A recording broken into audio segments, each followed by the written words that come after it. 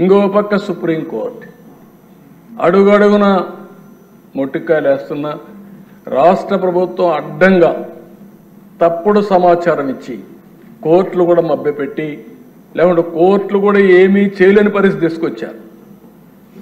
కడాన మనం చూస్తే ఆ ప్యాలెస్ కట్టుకున్నారు కానీ ఆ ప్యాలెస్ దగ్గర కూడా పోయే పరిస్థితి లేకుండా చేసుకునే పరిస్థితికి వచ్చారు. 700 కోట్ల రూపాయలతో సర్వే రాళ్లపైన బొమ్మలు, దానికి మాకు మళ్ళా ఒక 30 కోట్లు పడింది అవన్నీ తీయాలంటే. అదే మార్గ దిశ ఎక్కడ చూసినా వీళ్ళ ఇష్ట ప్రకారం రంగులేశారు. కోర్టు ఆదేశాలతో మళ్ళా 100,000 కోట్ల రూపాయలు ఖర్చు పెట్టి ఆ రంగులని తీయడానికి ఖర్చు అయ్యే పరిస్థితి వచ్చింది.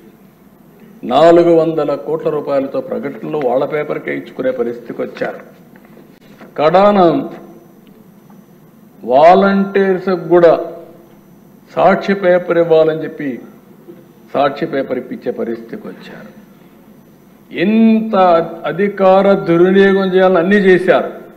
కడాన ఒక 500 కోట్ల రూపాయలు ఖర్చు పెట్టుంటే ఈ గుంతలన్నీ పూడ్చే పరిస్థితి వచ్చేది. దానికి మనసు రాల, దీనికి మాత్రం డబ్బులన్నీ తగిలేసే పరిస్థితికి వచ్చారు. కడాన దిశ సోషల్ మీడియా సైకోలు తయారు చేశారు.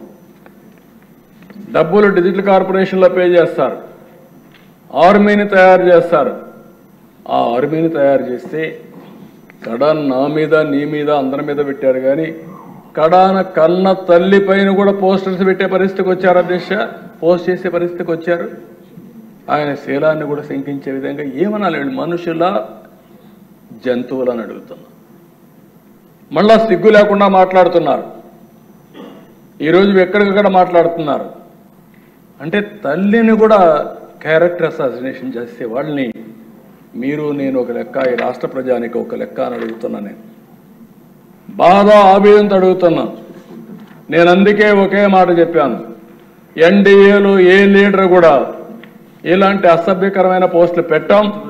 ఒకవేళ పెడితే వాళ్ళని ఏ విధంగా పనిష్ చేస్తున్నామో మన వాళ్ళు కూడా అదే మరి చేస్తా. ఈ రాష్ట్రంలో ప్రతి ఒక్క ఆడబిడ్డకు రక్షణ ఇచ్చే బాధ్యత,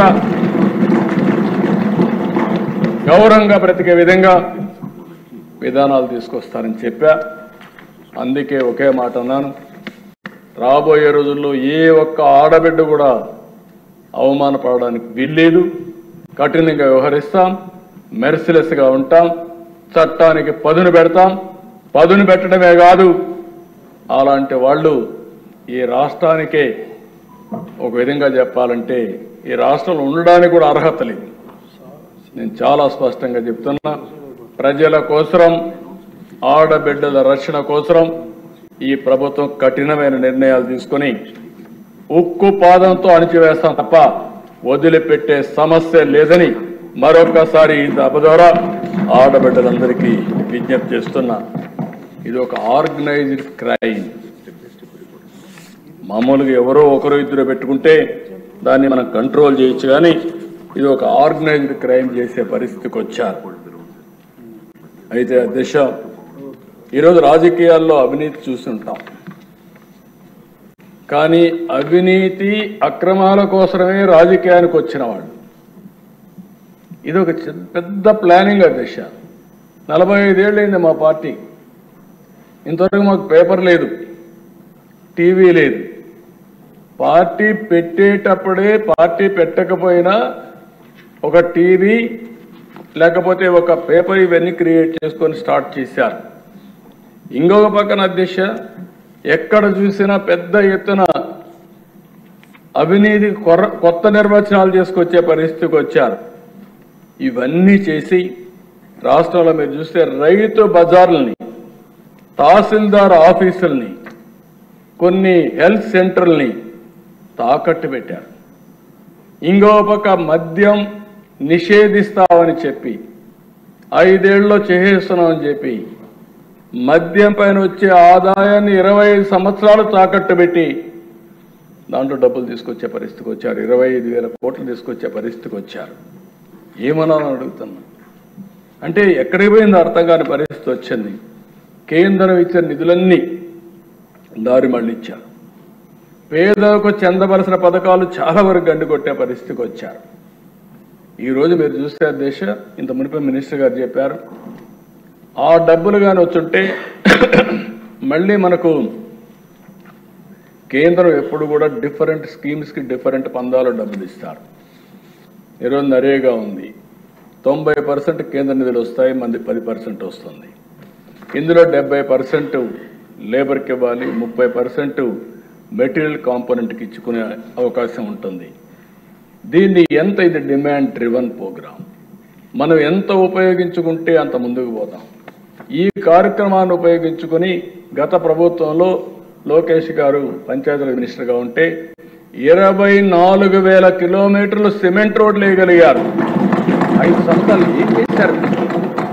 ఎక్కడికి పోయినా ఈ డబ్బులు, ఏమైపోయినా ఈ డబ్బులు అడుగుతున్నాను సమాధానం చెప్పి. ఇప్పుడు అదే పవన్ కళ్యాణ్ గారు వచ్చిన తర్వాత 4,500 కోట్ల రూపాయలతో 30,000 పనులు సంక్రాంతికి పూర్తి చేస్తామని చెప్పే పరిస్థితికి వచ్చారంటే అది నాటికి నేటికి వ్యత్యాసం అని చెప్పి కూడా నేను మీకు తెలియజేస్తున్నా. ఇంకో పక్కన దిశ జల్ జీవన్ మిషన్ ఒక ఉదాత్తమైన కార్యక్రమం. ఇది కేంద్ర ప్రభుత్వం కార్యక్రమం తీసుకున్నారు. ప్రతి ఒక్క ఇంటికి కొళ్ళాయి ద్వారా నీళ్లు ఇవ్వాలి, ట్యాప్ ద్వారా నీళ్లు ఇవ్వాలి. దీనికి 45% కేంద్రం ఇస్తుంది, 45% రాష్ట్రం పెట్టుకోవాలి, 10% బెనిఫిషరీ పే చేయాలి. దీనివల్ల ఎక్కడైతే సస్టైనబుల్ సోర్స్ ద్వారా ఎక్కడైతే నీళ్లుంటాయో ఎప్పటికీ అలాంటి రిజర్వాయర్స్ నుంచి తీసుకోవాలని చెప్పి పెట్టారు.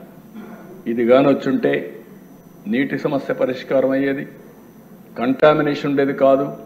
ఈస్ట్ గోదావరి, వెస్ట్ గోదావరి ఉంది, చేపల చెరువులు వచ్చాయి, నీళ్లు తాగడానికే అవకాశం లేని పరిస్థితి వచ్చింది. అలాంటప్పుడు గోదావరి నీళ్లు తీసుకొచ్చి ఇంటింటికి ఇచ్చుంటే ఈ సమస్య పూర్తిగా పరిష్కారం అయ్యేది. అలాంటిది యూపీ చూస్తే, ఉత్తరప్రదేశ్ చూస్తే 1,00,000 కోట్ల రూపాయలు వాళ్ళు ఖర్చు పెట్టి ఈ కార్యక్రమాన్ని పూర్తి చేసుకునే పరిస్థితికి వచ్చారు.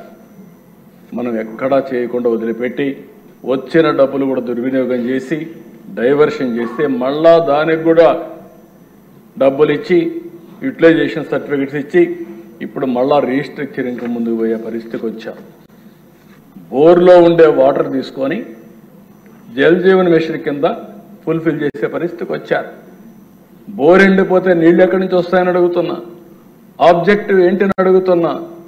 అంటే నీ ఇష్టం వచ్చినట్టు చేసి ఏం చేసినా జరిగిపోతుంది, ఎవరు అడగలేరు అనే దుర్మార్గమైన ఆలోచనతో ముందుకు పోయే పరిస్థితికి వచ్చారు.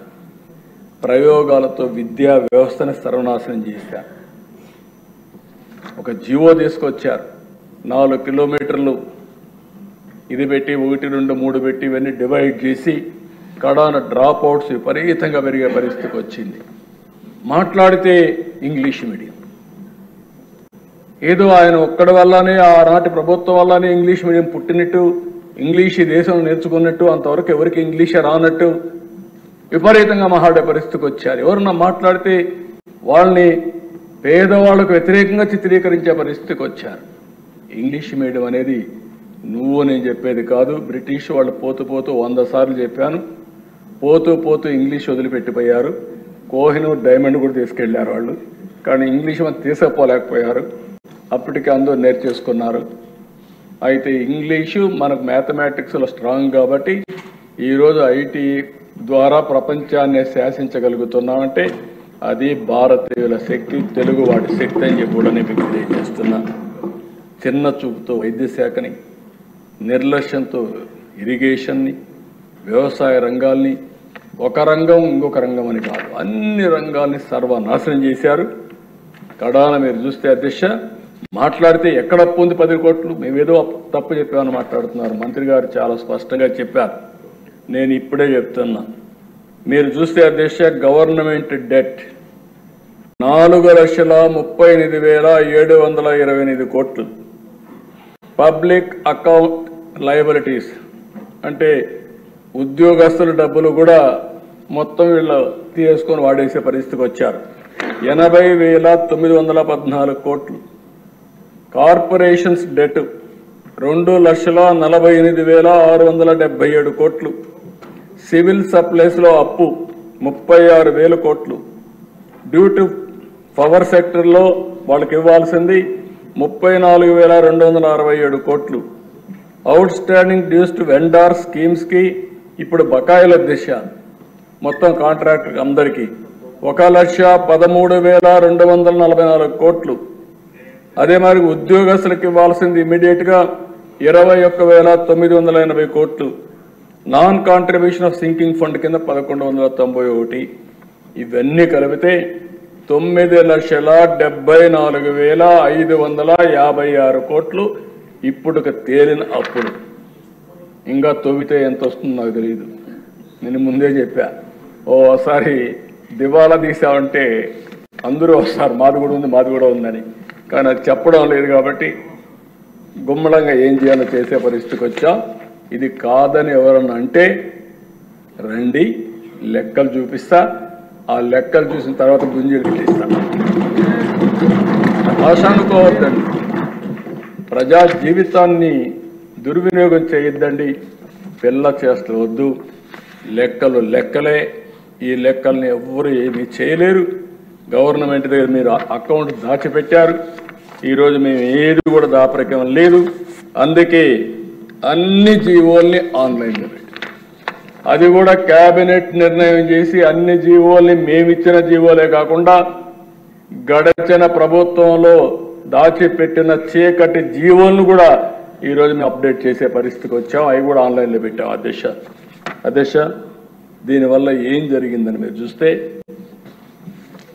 ఒక 12 ఇండికేటర్స్ చెప్తున్న ఎకనామిక్ ఇండికేటర్స్. 14-19లో 6 పైసలు ఎలక్ట్రిసిటీ డ్యూటీ వేసాం. అది కూడా ఎలక్ట్రిసిటీ